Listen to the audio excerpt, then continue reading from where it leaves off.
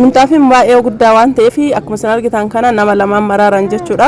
Yoo ilaaltan xiqqaa fakkaachuu danda'a kaameraa irratti garuu guddaadha. Kana qofa osoo hin taane furdaa waan ta'eef maruun isaa baay'ee ulfaata. Akkasuma miicaa irratti illee baay'ee ulfaata oriijinaalidha.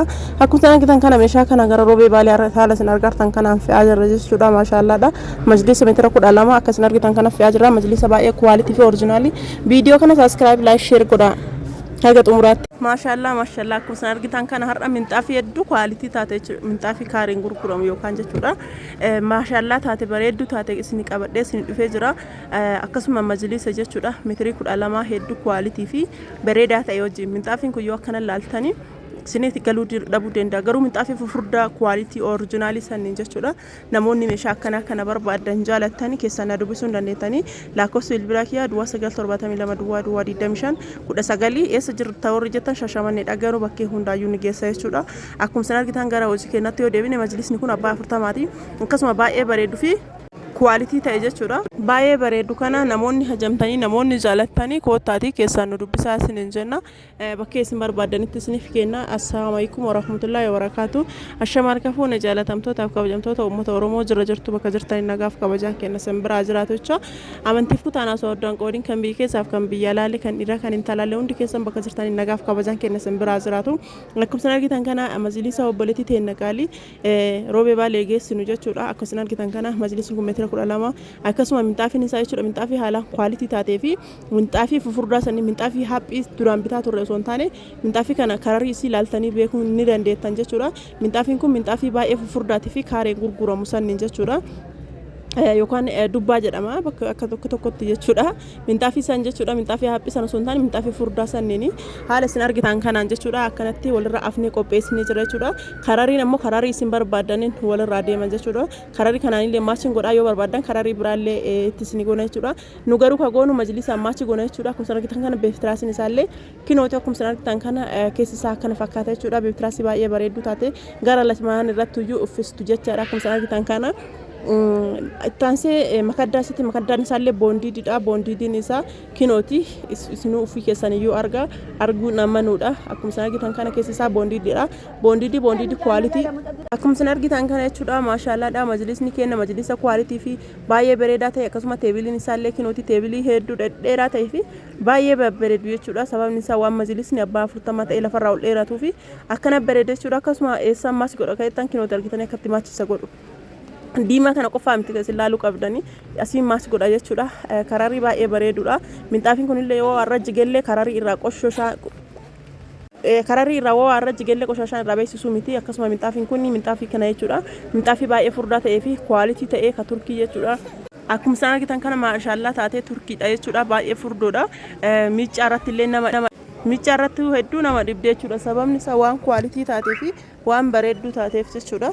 Minxaafii akkana fakkaatu minxaafii kwalitii oriijinaalii kana jechuudha. Namoonni hajamtanii namoonni jaalatanii namoonni barbaadanii keessan nu dubbisuu qofatu isinirraa eegama jechuudha. Minxaafiin kun akkuma isin argitan kana maashaallah ka taate jechuudha. Furdinni isaallee akkanuma akkasuma gubbaan isaa jechuudha. Konfartiin isaa baqa jechuun injiraa michootiin isaa jechuudha. Michootiin isaa adda ka ta'e jechuudha. Michootiin isaa ajaa'iba ka ta'e minxaafii baay'ee bareedaa fi baay'ee mijattuu taate jechuudha.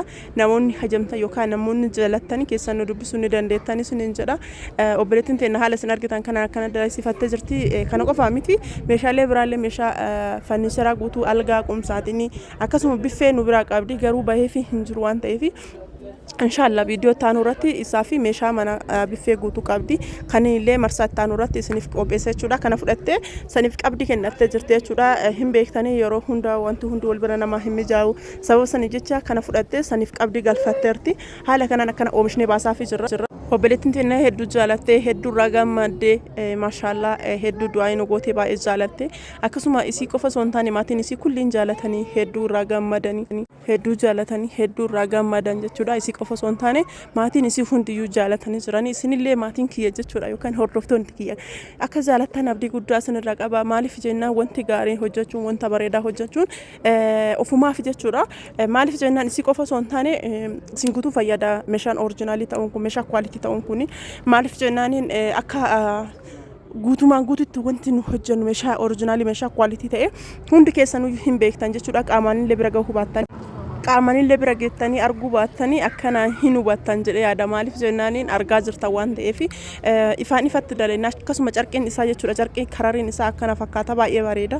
Kararii hedduu namatti tolu jechaadha. Kararii dimziz jedhe sanii miti kararii baay'ee bareedaa fi hedduu nama hawwatudha. Kararii hedduu namatti toludha jechuudha. Isiniyyuu argaa jirtanii meeshaa kana yoo jaalattan walumaa galatti yoo isinitti tole keessan na dubbisuun irraanfatina. Minxaafiin kun gatiin isaa meeqa yoo jettanii kakaareen gurguramu sanii akkasuma guddinni isaallee akkuma isin argartan kana baay'ee guddoodha. Gatiin isii 37 bitamte jechuudha.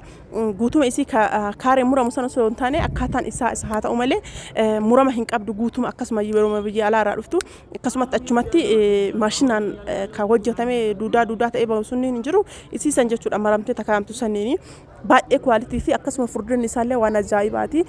Garuuyyuu miicaa irratti yoo furdinna kanaaf jecha miicaa irratti xiqqoo nama mokkoore malee minxaafiin akkanaa kunneen miicaa irratti hin ulfaatan beektanii nama miicuu irratti hin salphatu.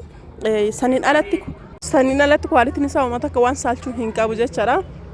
Ittaanse majlisni kun gaafa isin jettu mentariin tokkochi birri 16,500 ture amma garuu 19,500 galee jira.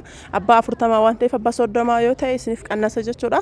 Abbaa 20 yoo ta'e sanuma gadi qannasa. Majlisni baay'ee dabalee jira. Majlisa qofa osoo hin taane meeshaan hunduu waan dabalaa jiruu fi namoonni bitachuu barbaadan daddaftanii osoo bitattanii baay'ee isiniif gaariidha. Sababni isaa meeshaan kama guyyaa guyyaarraa dabala waan ta'eef hin beektanii ganna hin qannasa jedhee namni tokko taa'a. Jechamni akkasii wallaahi bareeda. Minxaafii kana waraabuun chaansiidha.